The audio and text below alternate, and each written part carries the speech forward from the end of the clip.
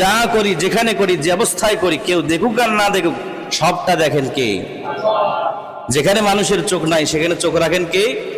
আল্লাহ। মক্কাতুল মুকাররমার ভিতরে এক সাহাবী, তার ঘরের ভিতরে অভাব, মানে অভাবের আর শেষ নেই, এত অভাব, কিন্তু স্ত্রী হলো আপনার প্রকৃত আল্লাহওয়ালা, তাকওয়াওয়ালা। সাহাবী তো আল্লাহওয়ালা অবশ্যই, কিন্তু তার স্ত্রী আরো বেশি আল্লাহওয়ালা। অভাবে স্বভাব নষ্ট, এ কথা তার কাছ সাথে মিলে না, সাহাবীর স্ত্রীর সাথে মিলে না। সাহাবী ঘরের ভিতরে আসলেন, স্ত্রী বলতেছেন, স্বামী গো, আজকে 3 দিন যাবত কোনো খাবার নাই, সন্তানগুলোকে সামান্য কিছু পানি খাওয়ায়া ঘুম পাড়ায় রাখতেছি, তোমার আব্বু খাবার নিয়ে আসবে এই আশায় তাদেরকে রাখতেছি। আপনি 3 দিন পর বাহির থেকে ঘরে আসলেন, একটু খাবারের বন্দোবস্ত করেন, খাবারের খোঁজ করেন। সাহাবী খাবারের খোঁজে বাহিরে বের হলেন, বন্ধু সাথীদের খোঁজ পাইলে বলে তার যে চাহিদা, তার যে প্রয়োজন, এটার কথা বলবেন, কেউ যদি তার প্রয়োজনটা মিটিয়ে দেয়। কিন্তু বাহিরে বের হয়ে সাহাবী একজন বন্ধুকে তিনি সাক্ষাৎ পেলেন না। সর্বশেষ সাহাবী কাবা ঘরের ভেতর প্রবেশ করলেন। রাসূলুল্লাহ বলেন যে আমার সাহাবায়ে কেরামকে তোমরা যখন মহল্লায় খুঁজে পাবা না, কাবা ঘরে ঢুকবা, দেখবা সেখানে আমার সাহাবী নামাজে, তেলাওয়াতে, জিকিরে অভ্যস্ত আছে। রাসূলুল্লাহ সাহাবায়ে কেরামকে বলতেন, ওখানে ঢুকে যা বলার প্রয়োজন আল্লাহকে বলে। সাহাবায়ে কেরামকে মডেল মানলে বলে, মডেল বাড়াতে পারলে পরে আমাদের জীবন ধন্য হবে। আর সাহাবায়ে কেরামকে মডেল বানাতে চাইলে পরেও আমাদের ভিতরে প্রয়োজন দেখা দিলে মসজিদে আসতে হবে। প্রয়োজন দেখা দিলে কোথায় আসতে হবে?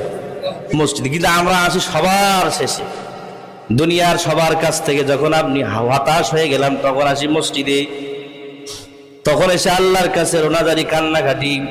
কিন্তু উচিত ছিল সর্বপ্রথম মসজিদে আসা, কিন্তু আমরা আসি কখন? সবার শেষে। সাহাবী কাবা ঘরের ভিতরে গিয়ে নামাজ পড়লেন, কান্নাকাটি করলেন। কিছুক্ষণ কান্নাকাটি করার পর তার দিলটা বড় শান্ত হয়ে গেল, শান্তি ফিরে পেল। কাবা ঘর থেকে তিনি এবার বাইরে বের হয়ে আসলেন। আসার পর দেখেন দূরে একটা থলে পড়ে আছে। এবার আস্তে আস্তে করে পা হেঁটে হেঁটে থলের কাছে চলে গেল। চতুর্দিকে একটু চোখ ভেলকি মারলো, তাকানোর চেষ্টা করলো, কেউ তাকে আবার ফলো করতেছে নাকি, লক্ষ্য করতেছে নাকি। আস্তে করে থলেটা আনি চাদরের ভেতরে এবার ঢুকাই ফেললো। ঢুকানোর পর এবার একটু সাইটে গিয়ে খুলে দেখে সর্বনাশ, 100, 200, 200, 300, 400, 500 নয়, 1000 স্বর্ণ মুদ্রা এই থলের ভেতরে। সুবহানাল্লাহ বলেন। এবার বড় খুশি, তার পরিবারের প্রয়োজন মিটাতে পারবে। এই থলেটা নিয়ে তার এবার ঘরে চলে গেল, গিয়ে বলল, আমার স্ত্রী বলো তোমার খাইশ, তোমার দিল কি খাইতে চায়, তোমার কি প্রয়োজন বলো। কি হলো, আপনি তো খাবারের খোঁজে গেছিলেন, খাবার কি পাইছেন? এবার তিনি থলেটা তার স্ত্রীর হাতে দিলেন। স্ত্রী খুলে দেখে চকচকে 1000 স্বর্ণ মুদ্রা।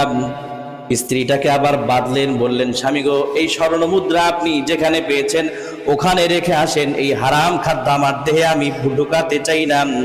আপনি পাবেন তো আমি খাবো, পাবেন না তো ধৈর্য ধারণ করব, কারণ না খায়ও শুকরিয়া আদায়কারীর সঙ্গে আছেন আল্লাহ। আর যদি খেয়ে শুকরিয়া আদায় করতে পারি তার সঙ্গেও থাকে আল্লাহ। এবার এই স্ত্রীর কাছ থেকে থলে নিয়ে স্বামী কাবা ঘরের দিকে রওনা হলো। চিন্তা করতেছে, কোন বেকুব বউকে পেলাম, এতগুলো স্বর্ণ মুদ্রা আবার কেউ নাকি ব্যাগ দেয়।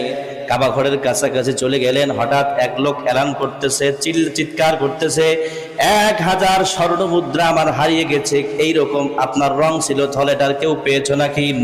কাছাকাছি গিয়ে বললেন, ভাই এই যে আপনার থলে। এই বলে আলহামদুলিল্লাহ বলে থলেটা দিয়ে দিলেন।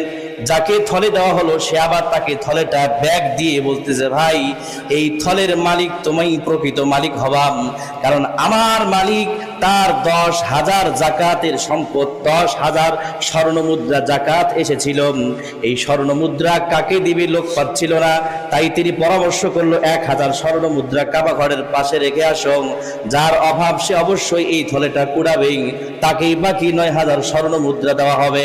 ও আমার ভাই, যেহেতু তোমার অভাব আছে, অভাব যা আছে এটাই প্রমাণ করে। কারণ মক্কাতুল মুকাররমায় এখনো যারা যান দেখবেন নামাজের সময় হয়ে গেছে, ছাতার ফেলার সময় নাই, দৌড় দিয়ে তারা কিন্তু নামাজে চলে যায়। আপনার যা কিছু মাল সামানা যেখানে থাক না কেন সেখানে ফালাইয়া চলে যায় মসজিদের দিকে। সেই সময় সাহাবায়ে কেরামের ভিতরে এরকম ছিল, যার প্রকৃতপক্ষে অভাব থাকবে সেই কেবলমাত্র এই থলে নিবে, যার অভাব নাই সে এই থলে নিবে না। ও আমার ভাই, যেহেতু তুমি এই থলে নিয়েছ অবশ্যই তোমার অভাব আছে, বাকি 9,000 মিলিয়ে 10,000 স্বর্ণ মুদ্রার মালিক তোমাকে বানায় দিলাম। এবার এই সাহাবী 10,000 স্বর্ণ মুদ্রা নিয়ে তার বাসায় চলে গেল। স্ত্রীকে বৃত্তান্ত খুলে বলল, স্ত্রী বলল আমাদের ফ্যামিলির জন্য যা প্রয়োজন সবগুলো কেনাকাটা করে নিয়ে আসো। কেনাকাটা করলো, কেনাকাটার পর আরো 9,500 স্বর্ণ মুদ্রা বেঁচে গেল। এবার স্ত্রী বলল এই 5,900 স্বর্ণ মুদ্রা আল্লাহর রাস্তায় দান করে দিয়ে পরকাল থেকে, পরকালে জাহান্নাম থেকে বাঁচার একটা দলিল পত্র কিনে রাখেন। আমরা পাইলে করতাম কি? আমরা পাইলে করতাম কি? পাওয়া লাগবে না, কেমনে মারি খাওয়া লাগবে সেই বুদ্ধি মাথায় 24 ঘন্টা যার ঘরে। তারা বুঝি রাস্তায় টাকা পাইলে মনে হয় ব্যাগ দিবে। ভাই কাউকে উদ্দেশ্য করে বলতেছেন, নিজে কি বলি আমি যদি পাই দেবো কি? তাহলে কি শিখলাম আমরা? তাকওয়া অবলম্বন করা। কি অবলম্বন করা? তাকওয়া অবলম্বন করা। যদি কোনো ব্যক্তির ভিতরে তাকওয়া চলে আসে, আল্লাহ ভীতি চলে আসে, আল্লাহর কসম করে বললাম তার জীবন সার্থক হয়ে যাবে। তাকওয়াবান হতে হবে, এ কথা অনেকবার বলেছি। তা আপনি পৃথিবীতে জীবিত থাকা অবস্থায় কখন কোথায় খাবেন, কি পোশাক পরবেন, কোন গাড়িতে চড়বেন, এই সবগুলো আপনি পৃথিবীতে আসার 40 বছর পূর্বে এটা আল্লাহ তাআলা আপনার এই ফর্ম পূরণ করে রাখছে, আপনার ডকুমেন্ট পূরণ করে রাখছে যে এই আপনি হলে এই পাবেন। তাহলে ওইটা নিয়ে টেনশন করার দরকার আছে? তাকওয়া অবলম্বন করতে হবে। তাহলে আমিও যে টাকা সর্বোচ্চ শিখরে আছি সেটা না। তাকওয়ার কথা বলতে গেলে তাকওয়া তাও আমার ভিতর নাই। তবে আমরা চেষ্টা করব নিজেকে তাকওয়াবান, আল্লাহওয়ালা বানানোর। এই চেষ্টা করা যাবে না ইনশাআল্লাহ? ইনশাআল্লাহ। সর্বহালতে আল্লাহকে ভয় করা। আল্লাহ আমাদের সকলকে কথা বুঝবার, আমল করবার তৌফিক দান করুন। আল্লাহুম্মা আমিন।